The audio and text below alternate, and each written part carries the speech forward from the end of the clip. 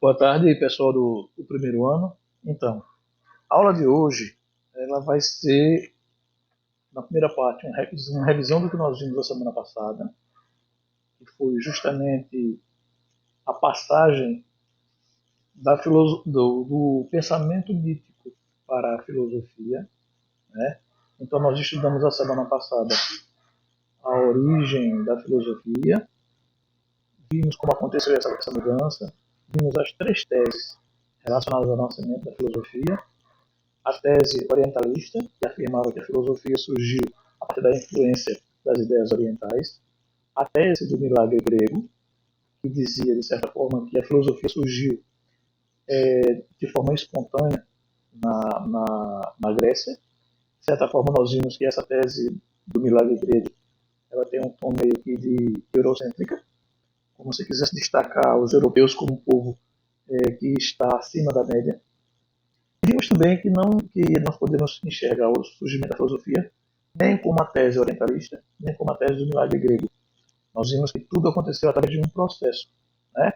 Um processo que envolveu o comércio, a divisão da sociedade, a questão da liberdade religiosa, as viagens que eles faziam o surgimento da moeda, dentre outras e outras situações. Né? Como vimos, a questão da geografia ela influenciou também o surgimento da filosofia naquela região, porque eles precisavam viajar e ter contato com outros povos, ter contato com outras nações. A partir daí, então, desse contato com pessoas de cultura diferente, de ideias diferentes, vieram os questionamentos, vieram as discussões, né, que fez com que a filosofia surgisse. Quando a gente fala em filosofia surgisse, é bom que fique claro, para não parecer como se fosse uma coisa, como vocês dizem hoje, que a filosofia brotou do nada. Não, nada brota do nada. Nada surge do nada. Tudo isso foi um grande processo. Foi um processo que envolveu todos aqueles pontos que nós vimos anteriormente. Então, nós fechamos a aula passada falando sobre os principais períodos da filosofia. Nós vimos que no século 7 a.C. até o século 5 tivemos o período pré-socrático ou cosmológico, onde eles discutiam a origem do mundo e as causas das transformações da natureza. Nós vimos que o segundo período foi chamado de período antropológico ou socrático, como o próprio nome já diz, foi o período em que Sócrates vivia em Atenas e que a filosofia mudou um pouco de rota, mudou um pouco o caminho a seguir. Eles deixam de pesquisar, deixam de buscar as origens naturais das coisas, abandonam um pouco aquele pensamento físico que a filosofia tinha e ela passa a adotar questões ligadas ao comportamento ético, ao comportamento político dos homens nas cidades gregas, nas polis gregas.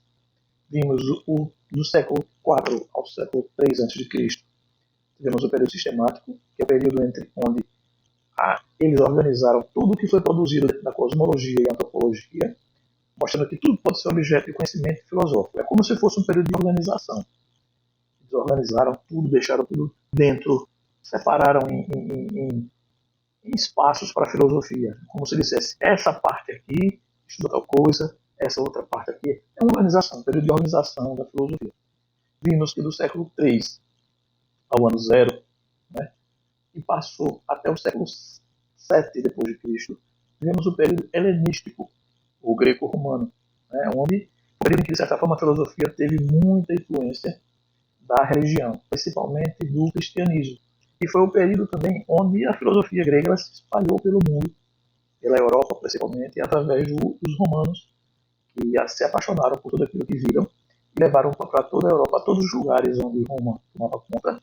O pensamento grego que eles conseguiram, eles aprenderam, que eles viram, eles levaram para todos os lugares onde eles tinham influência.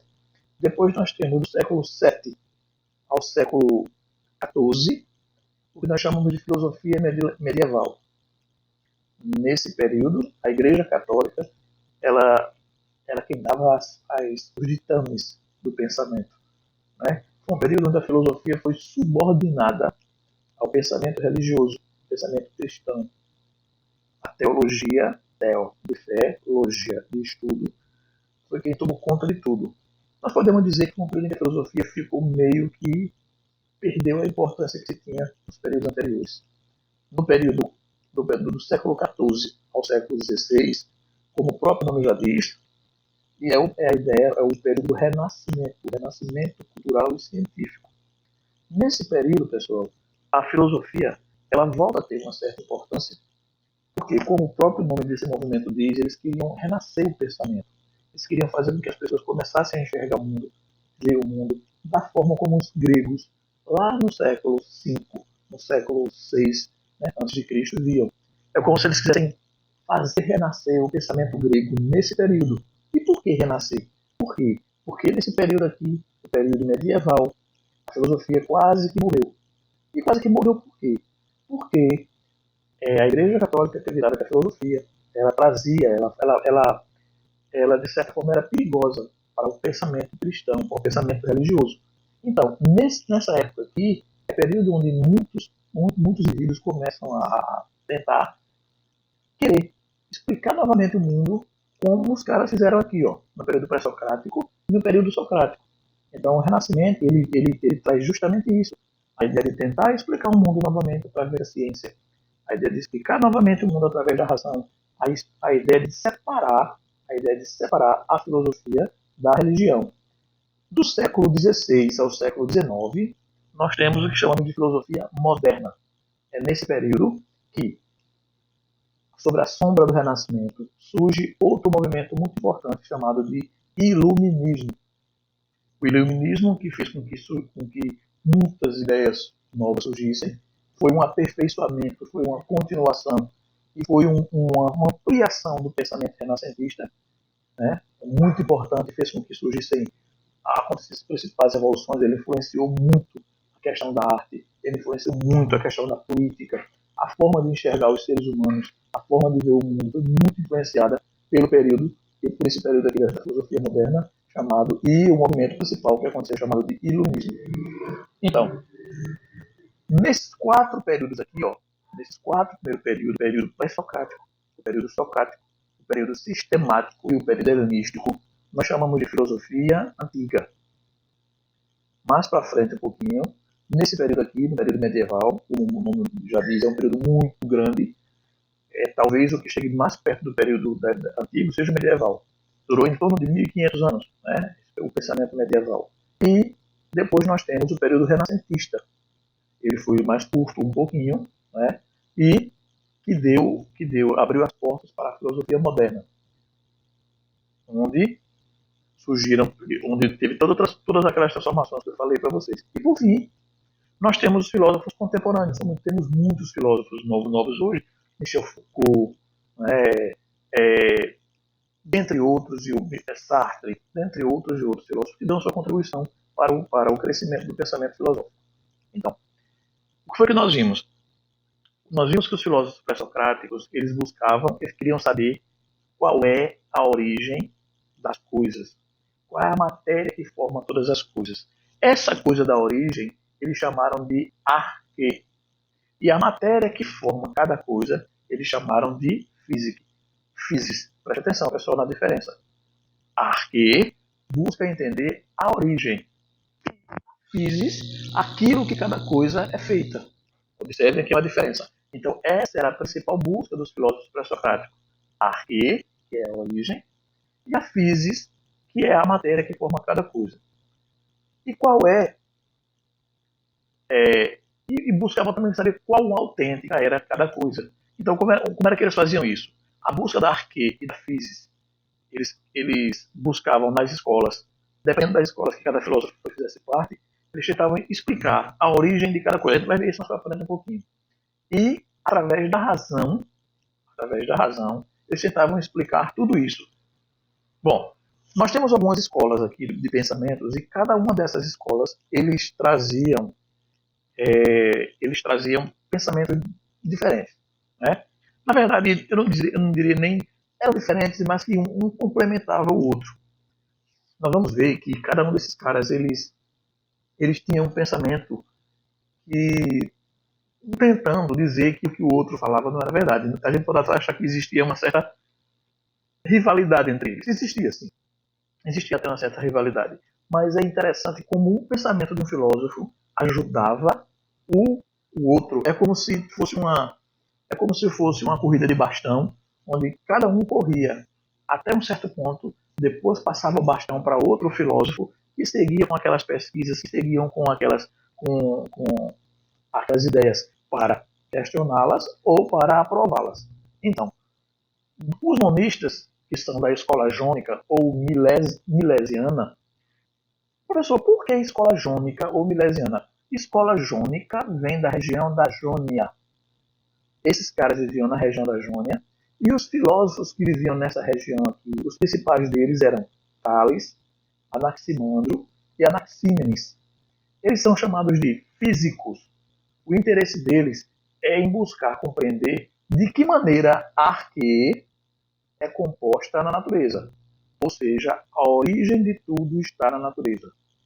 Ele substitui as explicações antropomórficas por elementos naturais. Professor, o que é uma coisa antropomórfica? Antropó, de homem, mórfica. Vocês observaram, pessoal, que ainda hoje a gente, quando pensa em Deus, a gente tem a mania de dar uma cara meio humana para ele. Por exemplo, é muito comum a gente imaginar Deus como um homem velho, de barba grande, de cabelos brancos, não é? Nós damos uma forma humana a Deus, né? Antropó, de homem, morto. Mas será que Deus tem essa cara? Será que Deus tem a nossa forma? Será que Deus precisa ter aparecer materialmente conosco? Ou a gente quer que ele pareça conosco? Talvez seja mais fácil a gente entendê-lo quando a gente coloca em Deus essa imagem de um ser, por ser sábio, por ser antigo, com barba grande, com barba branca. Então, o que esses caras queriam era justamente deixar de ultrapassar essa explicação que eram os deuses com forma, os mitos com forma de homem, com o jeito do homem, com os nossos defeitos, né? Que explicavam o mundo. Esses caras queriam explicar o mundo através de elementos naturais, da natureza. A chuva, a água, o fogo. Eles queriam pegar esses elementos naturais e explicar o mundo através deles. Queria que as pessoas entendessem o mundo a partir disso, né? Sem que fosse como era antes, aquela coisa mágica. Então, um dos principais filósofos daquela época é Tales de Mileto. Para Tales, lembra que eu falei para vocês que eles queriam explicar o mundo? Eles queriam achar arque, né? E a physis através de algo que fosse natural. Então, para Tales de Mileto, a origem de todas as coisas da natureza é a água. A gente pode até achar meio absurdo, mas não é não. Se vocês começarem a pensar, é só a gente lembrar a constituição física do nosso corpo. Você vai ver que a maioria, uma quantidade muito grande, percentual muito grande do nosso corpo é formado por líquido.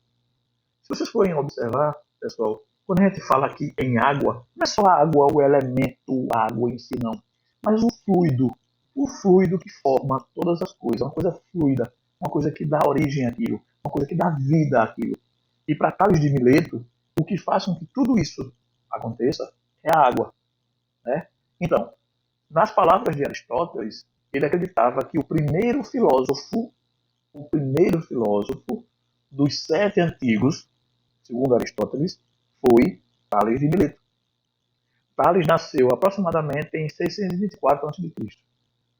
Por que aproximadamente? Porque é muito difícil você precisar essas datas, né? Então, são valores aproximados. Acredita que Tales viveu de 624 a.C. até 546 a.C. Foi considerado um dos primeiros matemáticos. Para vocês terem ideia de como esses caras estavam tão à frente, Tales, naquela época, por ser um grande viajante, por ser um cara que ele conseguiu prever um eclipse do Sol. É interessante que ele não estava vivo mais para ver, né? Mas ele, através do seu teorema, através dos seus cálculos matemáticos, né, por já acreditar que a Terra era uma esfera, naquela época esses caras já falavam nisso, né? Embora que hoje tem muita gente que acredita que a Terra não é uma esfera, é plana. Mas Thales, naquela época, já acreditava nisso e previu um eclipse do Sol para 585 a.C. Ele não chegou a ver, já tinha morrido, mas deixou isso escrito, deixou isso em cálculos matemáticos, né, para as pessoas poderem enxergar. Depois de Thales, vemos Anaximandro, também de Mileto. Ele estabeleceu que o elemento originário de todas as coisas é o indeterminado e eterno. O que seria esse indeterminado e eterno? Já vem aquela ideia de um ser supremo, uma coisa suprema, que vem para nós, que nos cria, que nos faz. Se você observar, é como se começasse a ver que ele cria algo, ele pensa num ser, numa coisa, numa substância boa, que essa substância boa faz com que tudo suja, tudo apareça. E ele chama essa substância de Apeiron. Apeiron, segundo Anaximandro, foi o que fez com que tudo se criasse aqui na Terra através de um único fragmento que foi enviado para cá. E ele acredita, a partir de então, que, essa substância ela era dual também. Né? Ela era dotada de uma dualidade. Essa coisa dos polos diferentes, do quente, do frio, do positivo, do negativo.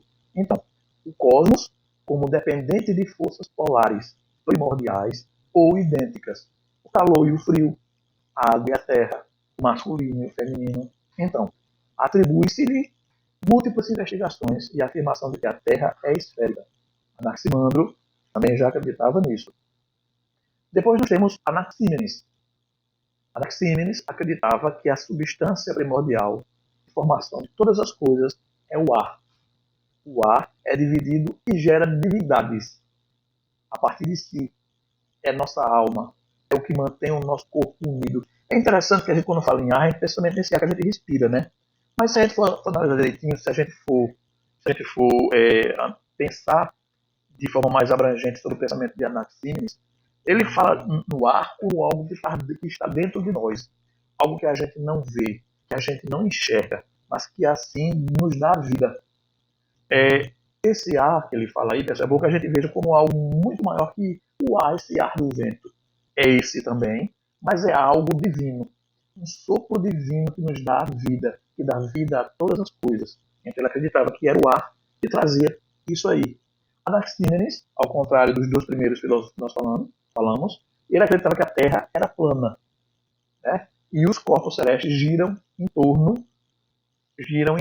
da Terra. Né? Ou seja, a primeira ideia de geocentrismo. Interessante como esses caras tão longe, há tanto tempo atrás, já tinham um pensamento tão avançado, né? Então aqui já existia uma certa disputa entre os heliocentristas, que foram Tales de Mileto, Anaxímenes, né? Não, Tales de Mileto, Anaximandro, e Anaxímenes, que acreditava que a Terra não era esférica, a Terra era plana, e que os astros giravam em torno dela. Bom, chegamos à escola pitagórica, ou seja, a escola de Pitágoras, que ficava na Itália. Por que é que essa escola se diferencia dos outras? Por quê? Pitágoras ele tinha um caráter religioso. Os principais nomes dessa escola de Pitágoras foram Pitágoras de Samos e Filolau de Crotona. São os principais filósofos. Eles acreditavam que o que formava todas as coisas era a ideia de que o conhecimento como instrumento de purificação da alma. Ele dizia que um modo de vida consciencioso e pautado pela moderação para salvá-lo das consciências das sucessivas reencarnações. Olha aí, já é um cara que falava em reencarnar, em que o espírito não morre, né? Que nós voltamos outras vezes, em outras vidas, e também traz uma coisa muito interessante. Pitágoras acreditava que todas as coisas vinham de números. A gente pode achar uma coisa meio absurda isso, achar que tudo vem dos números. Mas não. Se você for analisar, você vai na escola e para te identificar alguém vai pedir a tua matrícula. Né? Quando a gente fala em sinal digital de televisão, a gente pensa que esse digital talvez seja digital dos nossos dedos. Não. Mas o sinal digital é sinal de números. O satélite manda um monte de números, o receptor ele decodifica esses números e ele transforma esses números em imagem. Então, se nós formos analisar direitinho, Pitágoras tinha uma certa razão quando ele dizia que tudo era número. Nós somos números. Né? Se você for observar, quando a gente vai fazer uma operação no banco, a primeira coisa que eles pedem é o nosso CPF ou o nosso RG. Na escola, quando fazer chamada, além de chamar pelo nome, é importante que você saiba seu número. Ou seja, Pitágoras não estava errado. Pitágoras estava muito tempo à frente do que outros pensavam. E o pensamento dele não é uma coisa absurda. Né? Ele dizia que o conhecimento era o instrumento da purificação da alma. que a justa medida entre os opostos é o que chamava de metro, e a sua inexistência entre esse equilíbrio, entre essa justa medida, levaria ao caos. Pessoal, veja só, pode parecer meio esquisito aqui, mas os gregos eles já falavam nisso há muito tempo, essa coisa do equilíbrio, essa coisa de não ser nem muito bom, nem muito ruim. A gente pode recorrer, quando a gente fala sobre isso aqui, sobre essa coisa do equilíbrio, do modo de vida consciencioso, de consciência, existem muitas histórias.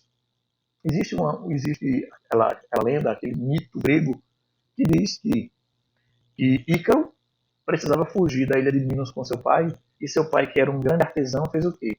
Ele construiu asas de esteira para os dois. E o pai, Dédalo, chegou para Ícaro e disse: Ícaro, toma aqui suas asas. Cuidado, não voe muito alto, Ícaro, para chegar muito perto do sol. E se você chegar muito perto do sol, as tuas asas vão derreter e você vai cair no mar. E também não voe muito perto do mar, porque se você voar muito perto do mar, muito baixo, as tuas asas vão pegar umidade e elas vão derreter e você vai cair no mar. Tanto que quando a gente escuta essa história, essa passagem mitológica, a gente talvez não dê muita importância. Mas ela já fala justamente disso aqui que Pitágoras falava, do equilíbrio, né? Do equilíbrio entre as forças. A ideia de que se eu voar muito alto, as minhas asas vão derreter, eu vou cair, eu vou morrer. E se eu voar muito baixo também, ele já pregava o equilíbrio, nem muito alto, nem muito baixo. Esses caras, a mitologia grega também deve ser muito respeitada justamente por causa disso. Eles tinham, todo o mito grego, ele trazia no fundo uma, uma força moral muito forte. Então, Pitágoras, um matemático que até hoje vocês usam aí, hoje, acreditava que todas as coisas eram números. Viveu nessa região, onde hoje é a Itália, é próximo da Itália ali, e influenciou muito na ideia platônica de transmigração das almas. Ou seja, já acreditava naquela época em reencarnação. É um dos primeiros, certo?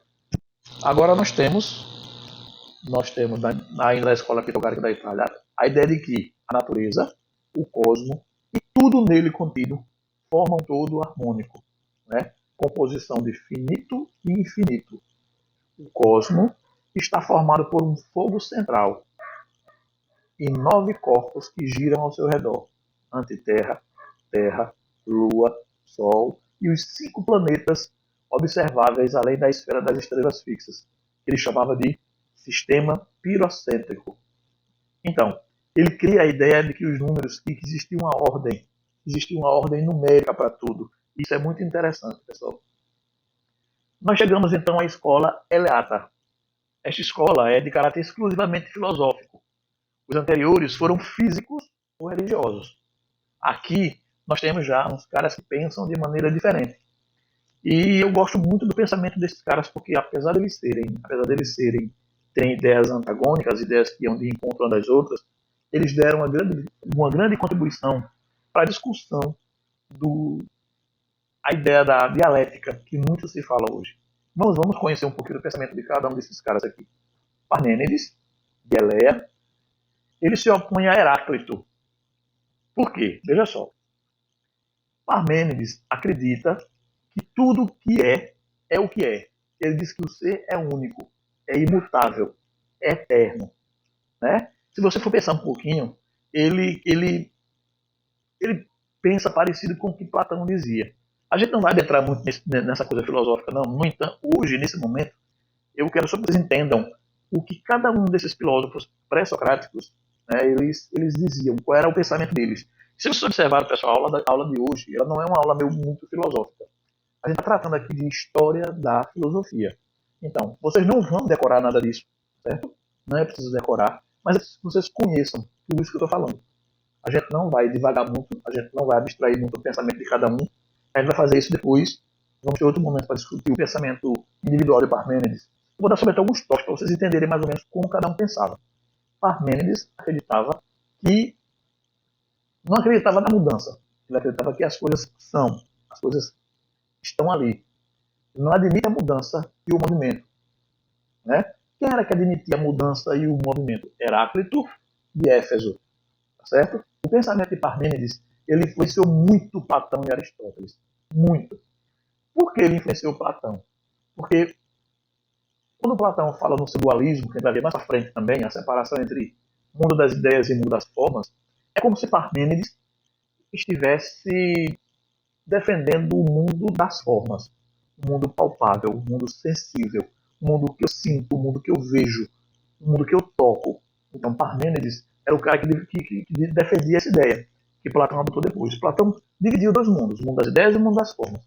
O mundo das ideias seria o mundo da razão, e o mundo das formas seria o mundo que a gente toca, que a gente vê, tá certo? Então, Platão, Parmênides, se pega muito nisso, naquilo que é palpável, naquilo que eu vejo, naquilo que eu sinto, naquilo que eu no mundo das sensações, no mundo dos sentidos, tá certo? Tá.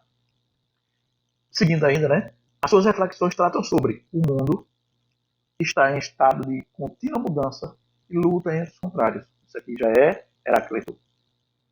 Heráclito. Heráclito. Parmênides, só para a gente tentar entender. Parmênides defendia que o mundo não, que as coisas não estão em constante mudança. Ele dizia, pô, como é que eu vou acreditar em algo que não existe ainda? Em algo que virá a ser? Eu acredito no que é, certo? Não admite a mudança e o movimento. Ele acredita que o ser é único, imutável, eterno. Isso era o pensamento de Parmênides.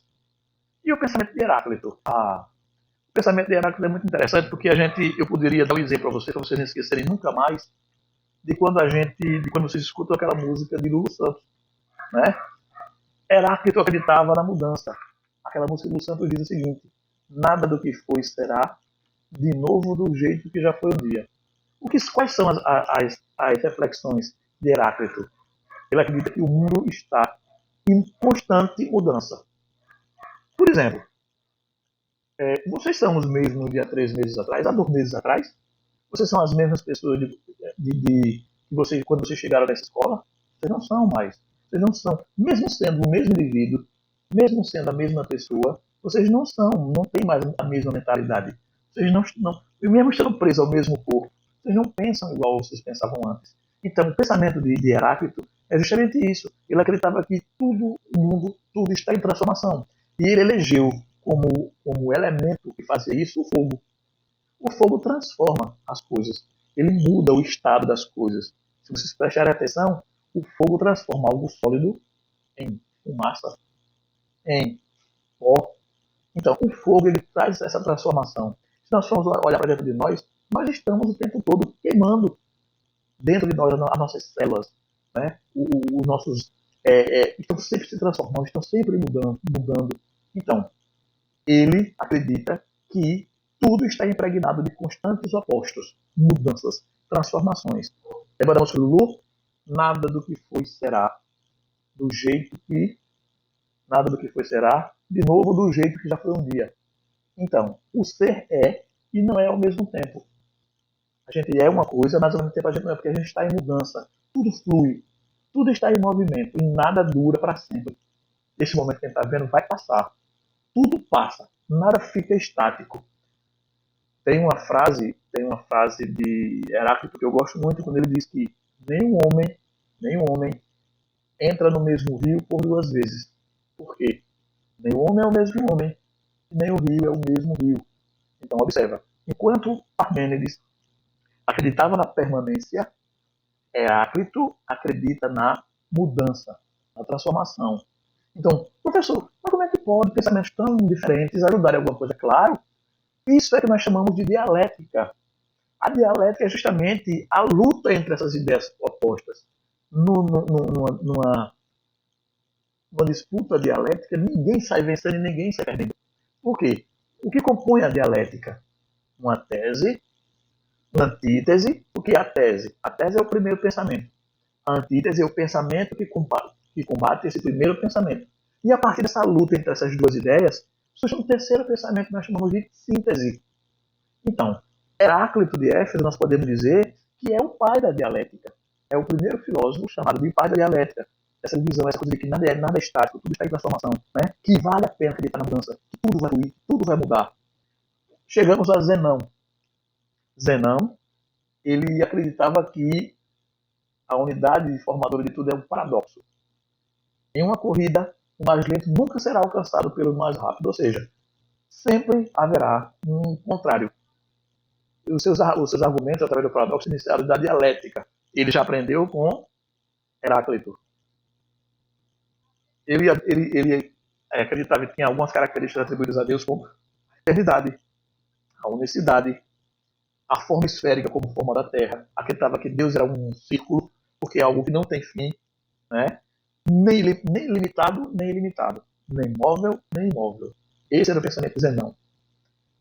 Escola da pluralidade, correntes materialista e mecanicista, a única realidade existente são os corpos em movimento. Quem era que dizia isso? Era Empédocles, Anaxágoras, que eram chamados de atomistas. Esses caras já acreditavam que existia uma substância que formava todas as outras. Eles reagem contra as ideias de Heráclito e de Parmênides. Não acreditavam que era mudança e não acreditavam que era a permanência. Eles acreditavam que existia uma substância, uma coisa invisível, indivisível, que formava todas as outras coisas. Por isso que esses caras foram chamados de atomistas. Né? Então, para eles, para Empédocles de Agrigento, ele já unia alguns elementos. Eles diziam que os elementos que formavam as coisas eram fogo, a água, o ar e a terra. Esses 4 elementos é que faziam com que tudo existia. Ele concilia o pensamento de seus antecessores. Lembra que eu falei no comecinho daquela coisa de passar o bastão? Não é que o pensamento desses caras são... É que cada um deu sua contribuição. É como uma corrida de 400 metros. O cara corre 100 metros, passa o bastão para o outro corre mais 100 metros, passa o bastão para o outro. Cada um dá sua contribuição para a corrida. Então, esses são alguns filósofos pré-socráticos. Né? Nós temos ainda aqui Anaxágoras, que acreditava que era a semente, o ser é imutável, que existe uma semente para todas as coisas, que o tudo está em tudo. Né? Anaxágoras acreditava nisso. E também tem, como eu falei para vocês, por fim, os atomistas, como Leucipo e Demócrito. Né? Esses caras acreditavam que há um número infinito de unidades indivisíveis. São os primeiros atomistas. Não tem nenhuma qualidade, exceto de serem sólidos e impenetráveis. Ou seja, eles acreditavam já nessa época que existia algo, né, que formava tudo, que não era idêntico, que eram diferentes. Né? Vê, aí você pega a tabela periódica e você começa a enxergar um pouquinho do que esse cara está querendo dizer aqui. Né? E, por fim, qual era o tema central dos filósofos pré-socráticos? O tema central era a natureza. Então, quais eram as principais correntes? As principais ideias? O monismo eram os físicos jônicos, mais Parmênides. O dualismo eram os pitagóricos. O pluralismo, que juntaram um monte de ideias dos monistas e dualistas, são Empédocles, Anaxágoras, Demócritos. E a questão do conhecimento era o quê? Começa a se levantar a distinção entre verdade e aparência. Né? Lembra daquela coisa que eu falei, do dualismo de Platão? O mundo das ideias, que é o mundo da razão e da verdade, e o mundo das formas, que é o mundo das aparências e dos sentidos. Pessoal, não se desesperem não. Foi muita informação, é muita informação que a gente está vendo, mas vocês têm tudo isso no livro de vocês. Isso aqui tudinho a gente não ia conseguir ter visto em uma aula só, tá certo? Em uma aula só. Eu quis apresentar isso aqui tudinho para vocês hoje, para a gente ver isso aqui. Mas na semana que vem, essa semana eu não vou passar a atividade para vocês. Se vocês observarem, nós acabamos. O que eu quero que vocês façam, é que vocês peguem os tópicos do livro da gente, tá certo? E de cada tópico vocês anotem alguns pontos principais. Leiam, por favor, o livro, tá certo? Não fiquem somente nessa minha explicação rápida de hoje e mostrar esses filósofos, não. Vocês têm isso aqui no livro bem detalhadozinho. Na semana que vem a gente vai dar uma retomada nisso aqui, tá certo? E voltamos a discutir o pensamento de cada um desses camaradas, tá certo? Bom, a aula de hoje, vocês observaram, ela foi mais curta, um pouquinho, mas ela tem muita informação. E como vocês observaram, não foi ao vivo, porque a ideia vai ser assim, porque vocês possam assistir mais vezes, vocês possam rever, vocês possam assistir. Quem não pode assistir ao vivo, manda o link para o outro para assistir a hora que quiser. Para não ser nesse formato, tá bom? Espero que vocês gostem. Não esqueçam de assinar nos comentários o nome de vocês e a série, para eu saber quem assistiu, tá certo? E nos encontramos na semana que vem. Boa semana para todos. Ok? Tchau, até mais. Cuidem-se.